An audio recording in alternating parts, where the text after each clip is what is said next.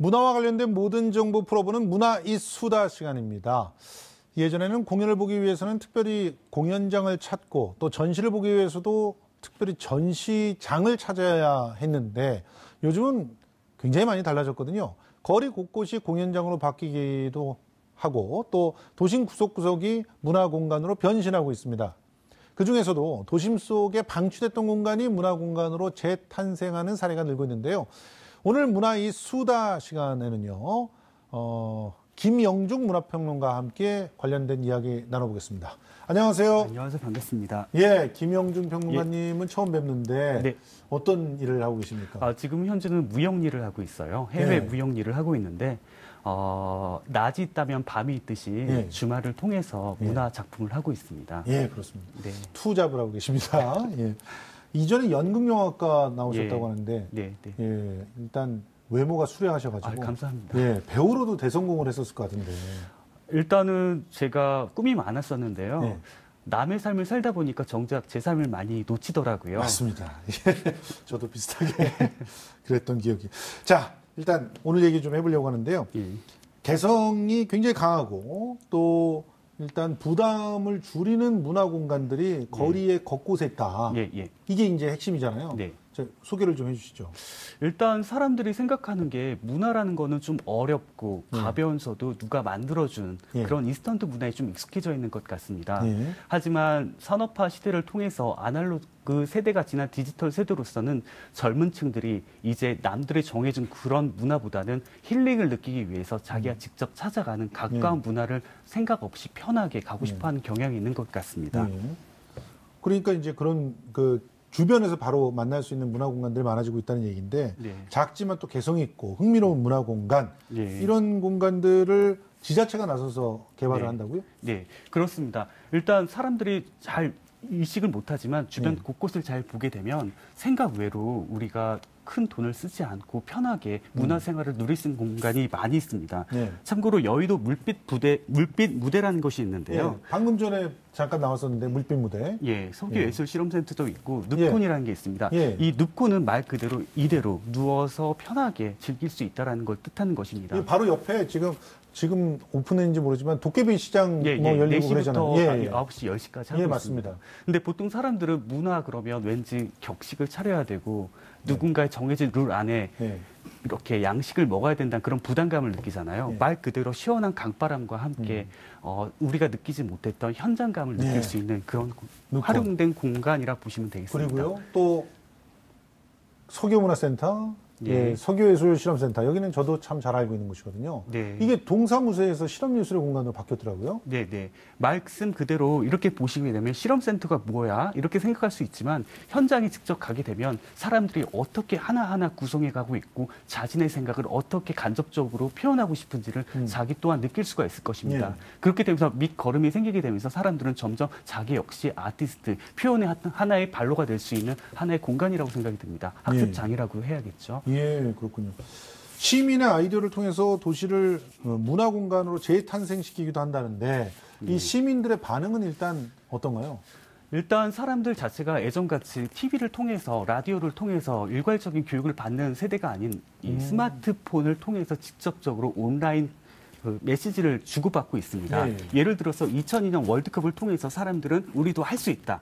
우리도 문화를 즐길 수 있고 우리 역시 변방, 아시아, 작은 조그만 나라가 아니라 전 세계를 휘젓고 한류 열풍을 만들 수 있다. 그런 틀에서 한국이란 전형적인 남북이 대치된 상황에서 석유 비축기지, 즉 석유 파동을 통해서 석유 비축기지가 이제는 사람들에게 오픈돼야 된다 하는 2013년도에 한 시민의 아이디어로 박원순 서울시장의 정책과 맞물려서 문화 재건 사업을 통해서 이렇게 만든 문화 비축기지라고 볼 수 있습니다. 그러니까 이 문화 비축기지가 대표적으로 시민들이 아이디어를 내서 그래서 그 아이디어가 적극적으로 수렴되고 또 보니까 이 디자인을 하신 분도 거의 그 모양을 건드리지 않으면서 뭔가 그 문화적인 공간으로 탈바꿈시키려고 노력을 하셨더라고요.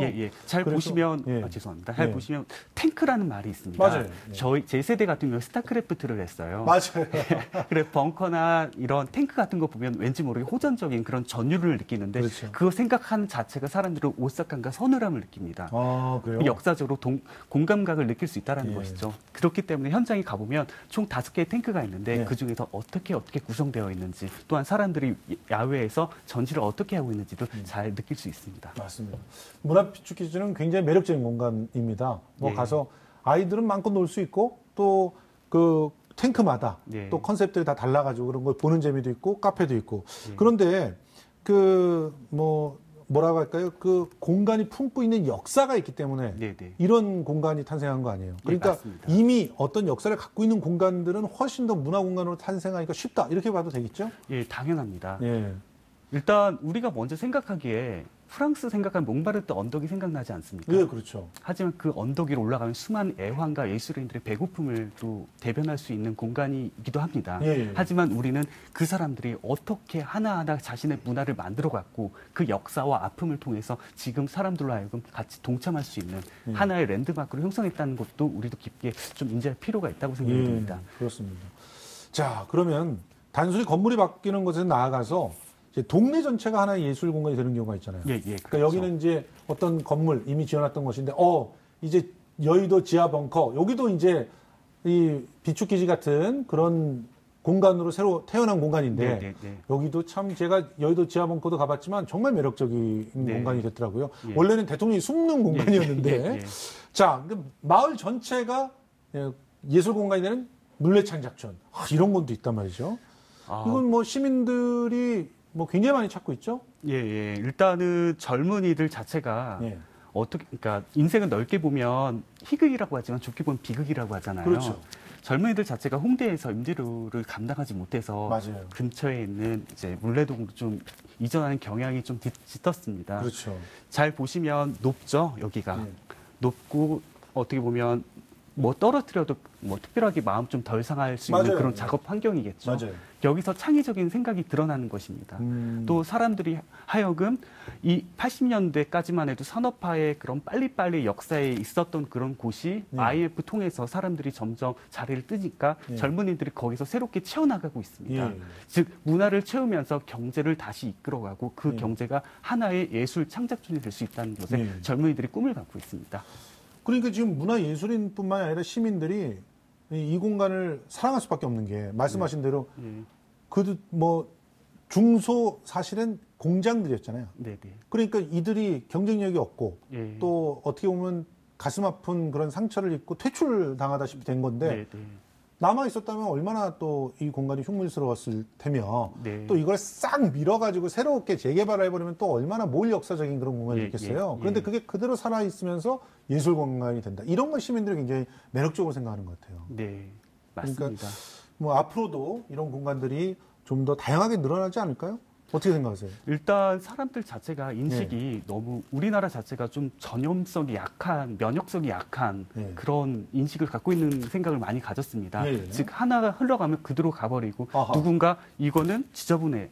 그러면 사람들이 그런 인식을 이제 암묵적으로 맞아 그렇게 되는 경향이 있습니다. 하지만 사람들은 요즘 트렌드는 젊은이들은 크리에이티브 창의성을 갖고 있습니다. 그 창의를 통해서 남들이 갖지 못한 독특성과 문화 환경 또 그것을 통해서 전 세계 사람들이 예상하지 못한 또 작업 환경을 만들 수 있다고 생각이 듭니다. 그를 통해서 부와 관심이 정부와 함께 모아져 가면서 지금과 같은 독창적인 문화가 더 생길 수 있다고 저는 자부합니다. 그런데 문제는 여기가 이래가지고 임대료가 또 올라가고 있단 말이에요. 그렇죠. 젠트리피케이션. 이게 우리 참 중요 화두입니다. 저희 시시각각에서 계속 다루고 있는 건데 예술가들이 고생해가지고 폐허가 될 곳들을 이렇게 새로운 가치로 만들어 놓고 시민들이 거기서 응원을 하고 함께 문화를 즐기는 곳이 돼버렸는데 어느 순간 대자본이 들어가서 여기를 망쳐버린다면 그런 것들은 비극이 아닌가 생각이 되거든요. 네. 일단 사람들 자체가요, 인식이 서서히 바뀌고 있습니다. 젊은 사람들이 쓰는 신조어가 있고 또 표현 방식과 사고 방식이 다릅니다. 우리가 볼 때는 이렇게 돼 있지만 젊은이들은 하나의 기회라고 봅니다. 그 기회를 통해서 또 다른 기회를 만들게 되고 그 기회가 성장하면 봄, 여름, 가을, 겨울 같이 이게 성장하냐 말 것이냐 다시 젊은 사람들이 그걸 채워가면서 남들이 생각하지 못한 하나의 크리에이처를 만들 수 있다고 저는 생각합니다. 그렇게 되면은 그 기대효과가 아까 잠깐 말씀하셨지만 새로운 한류, 또 새로운 관광 명소 뭐 이렇게라도 만들어질 수 있고 주변이 전부 상업적인 의미 뿐만이 아니라 네, 네. 새로운 활력들을 좀 얻을 수 있게 되겠죠? 일단 사람들 자체가 희망이 없다라는 것은 자기 현재에 대한 가진 것에 대한 거의 인정을 못하고 있는 것 같아요. 예. 하지만 우리가 객관적으로 잘 보게 되면 이거 하나를 통해서 그 과정은 비록 힘들고 고단하고 앞이 막막하더라도 네. 사람이 모여서 하다 보면 분명히 채워지면서 네. 자기가 갖고 있는 것 그리고 그 가진 것을 통해서 자기만이 할 수 있다라는 것을 다시 뒤돌아볼 수 있다라는 게 그렇군요. 이게 바로 문화의 시발점이라 생각이 듭니다. 예. 어떤 의미에서는 정말 단지 그냥 뭐 돈이 되는 그런 공간뿐만이 아니라 예. 우리들에게 꿈은 이루어질 수 있다라고 하는 확신을 보여주는 그런 공간으로 자리매김하지 않을까 생각이 됩니다. 그래서 일단 젠트리피케이션으로부터 잘 지켰으면 좋겠습니다. 자, 지금까지 김영중 문화평론가와 이야기 나눠봤습니다. 고맙습니다. 감사합니다.